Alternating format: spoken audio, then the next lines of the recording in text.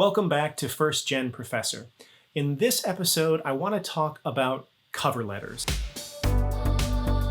And be sure to stick around through the entire video because I'm going to give you a download link where you can download the cover letter that I used when I applied to Stanford University and to a number of other universities back in 2005-06. Let's start with the paragraph about your research. The key point that you need to know for this paragraph is that this needs to be the best and briefest, most poetically perfect writing that you have ever done about your research ever. So in essence, you're thinking about the dust jacket of your forthcoming book or the trailer for your movie. This is the summary of your work that is going to be evocative and almost intellectually disturbing to the reader. Although it's just one paragraph, this is one of the most difficult paragraphs in the cover letter to write. It needs to be descriptive and to give a strong sense of what the dissertation is about, but it also needs to connect this dissertation or your current research at a thematic level to all of the different kinds of facets or elements that are at play in your research that might resonate with the committee who is reading this cover letter on the other side. So do not let yourself off the hook when you are drafting this particular paragraph. I would recommend that you do not submit anything before draft 15 or 16 or 17 of this particular paragraph. You should workshop the living shit out of this paragraph. The beautiful thing about having to do all of this work for one paragraph is that, especially if you're ABD and you're getting close to finishing the dissertation, but even if you are a PhD and you're still in the process of turning your dissertation into a book, having to write a paragraph like this can really sharpen your thinking. It forces you to think to the maximum extent of what your research is about, to be the biggest version of yourself that you feel comfortable being just before you get to the precipice of lying. You don't want to lie. You don't want to claim that your dissertation solves puzzles that it doesn't actually solve or that it's connected to themes it's not connected to. But what you do want to do is get beyond this kind of shy, nervous mode of writing that is really, I think, very common for graduate students who are writing their dissertations. They write very kind of protectively and nervously and want to footnote every other sentence to make sure everything is safe, and then to get out of that shell and think expansively. Remember, if you are a Latin Americanist, your work is going to be read by Ottomanists and medieval Europeanists. If you work on the anthropology of sub-Saharan Africa, you're going to be read by someone who works on post-Soviet urban history. So you cannot stay in this frightened little shell any longer. You have to really strut your stuff in a certain sense, but you also have to be extremely succinct, extremely precise. One other element about the first paragraph about your research, the dissertation or your first book paragraph, is that this is a place where you can name drop. This is a place where, after doing your homework about the particular department or program or college or university you're applying to, you can learn who are the faculty members or the programs at that institution with whom you have something in common intellectually.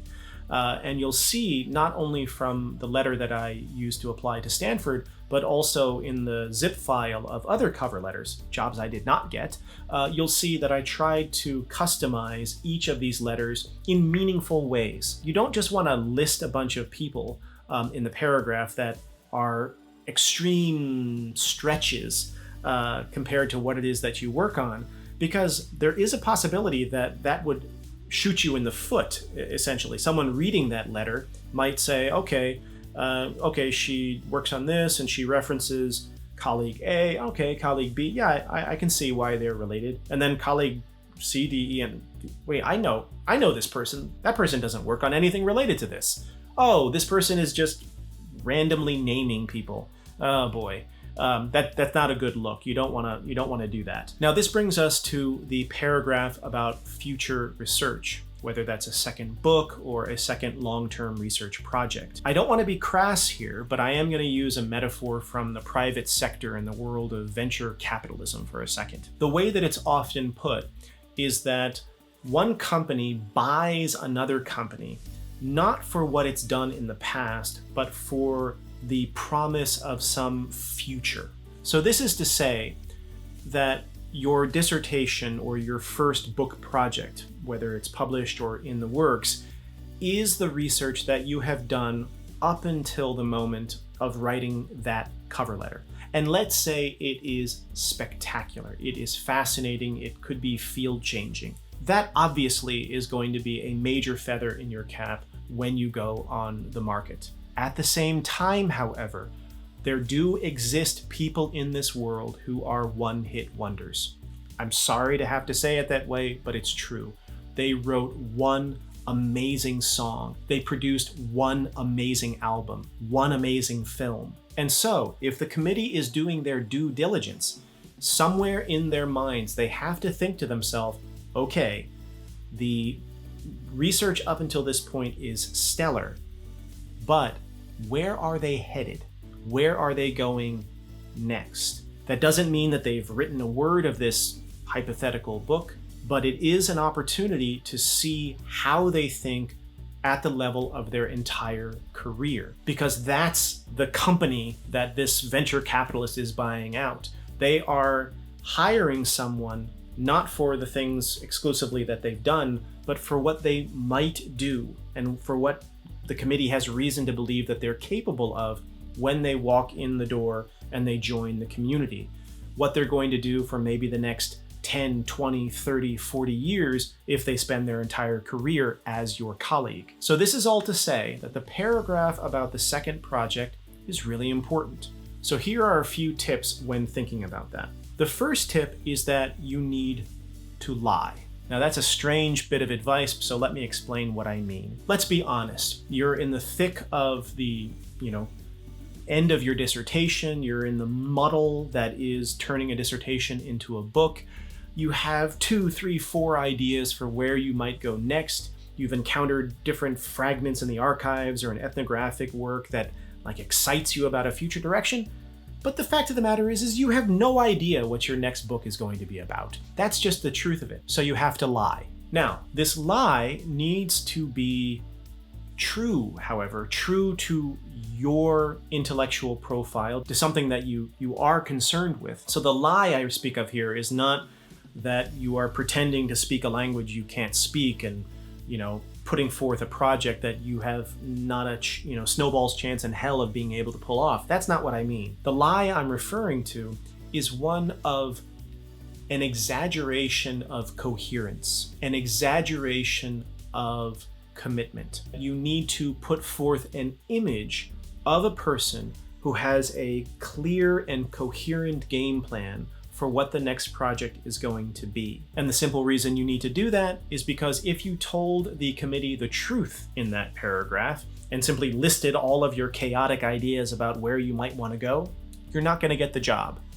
Period. Now, when you put forth this coherent, confident exaggeration, what are some of the things that you want to keep in mind? One of them has to do with the perception of consistency. Now, I'm speaking as someone who wrote a dissertation and a book about the categorization of ethnic minorities in communist-era China. And I wrote a second book on the history of Chinese typewriters. When people know that, they're like, how in the hell did you get from A to B?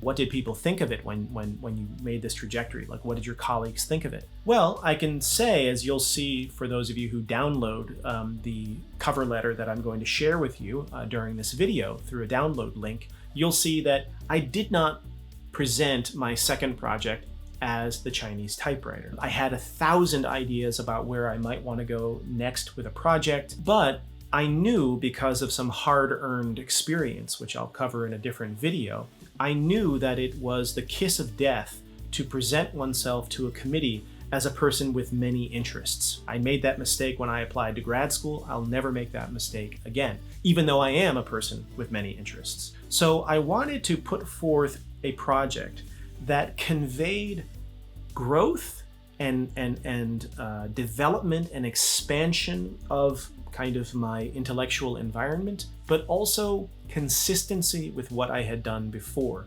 So if you take a look at the cover letter that I'm sharing, you'll see that I proposed a second book project on something dance, dialect, and disappearance. And it was going to be basically the sequel of my dissertation, kind of like what happened the very next day, like after my book ended, and here are the themes I'm going to deal with.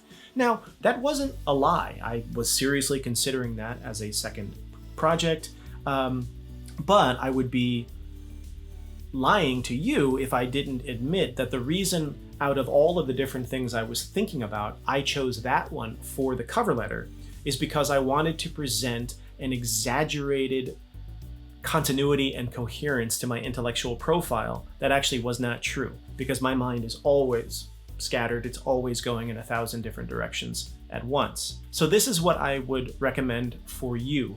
If you are wrestling with a bunch of different ideas for a possible second project, just remember that it doesn't actually matter which one you choose if what I mean by that is which one you're actually going to do. So if you write in your cover letter, you're going to do this project B, you don't have to do it. No one's going to keep you to that. No one's even going to remember that you said that after you get the job, if you get the job. But when you are choosing between A, B, C, and D among your potential next projects, you want to think about which of these projects shows growth, like meaning it's not just kind of a copy paste of what I did for my dissertation.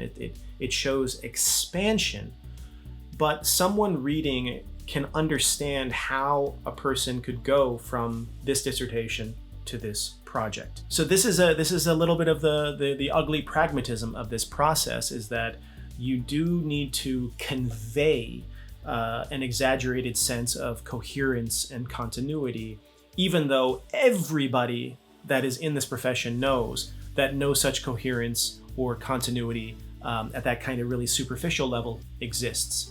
Okay, so this brings us to the paragraph on teaching.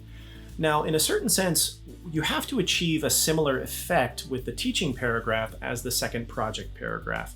You need to show expansiveness.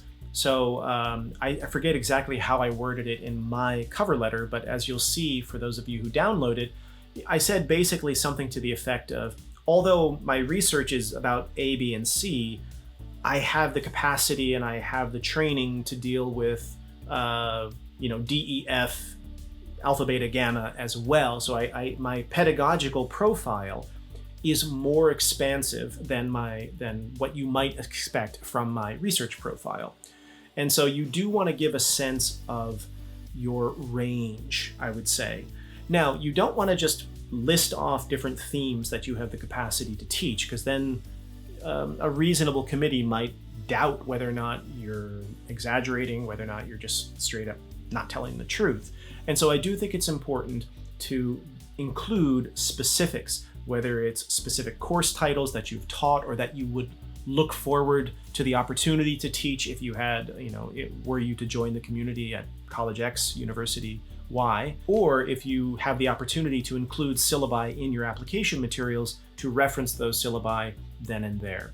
So the last substantial paragraph in a cover letter is a little bit of a mixed bag. I think a way to categorize it might be to call it, university service, but this is a place where you get to place some of those more miscellaneous aspects of your profile, the stuff that doesn't result in articles and books or classes being taught. Let's say that you run or you co-organize a digital history workshop, or you are one of the co-hosts for a podcast that surfaces scholarship by early career anthropologists. I don't know what it might be, but this is the paragraph where some of those kind of sundry things that you don't quite know where to put, they can go there. Now, a word of warning, however, you still need to keep up the ruse of being a coherent person who adds up to the number 1. I'm being a little bit facetious here, but I think you get what I mean.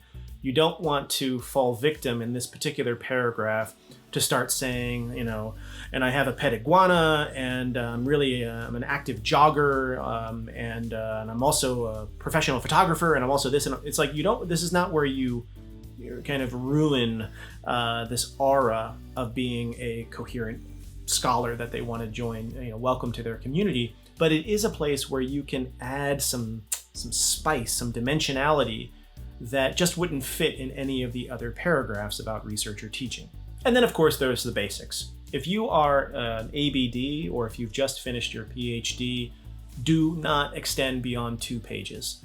You don't need more than 2 pages of a cover letter. If you are an assistant professor and you are, you have a little bit more under your belt and you are applying for an outside position, you might need to bleed into 3 pages. That's really as much as you need. I think that cover letters that extend beyond 2 pages for a grad student or ABD grad student or a recent PhD can feel a little bit like this soup needs to boil off some water. Because remember, there's so many other materials that the committee has to get through: writing sample, letters of recommendation, etc. So you want your cover letter to be a work of poetry. I'd love to hear from you in the comments. Are you planning on using any of the advice that I'm outlining here? Do you have any other tips that I haven't covered here? Be sure to include them in the comments. Well, that's all I have for you today. I hope you enjoyed this and got something out of it. If you did, please consider giving it a like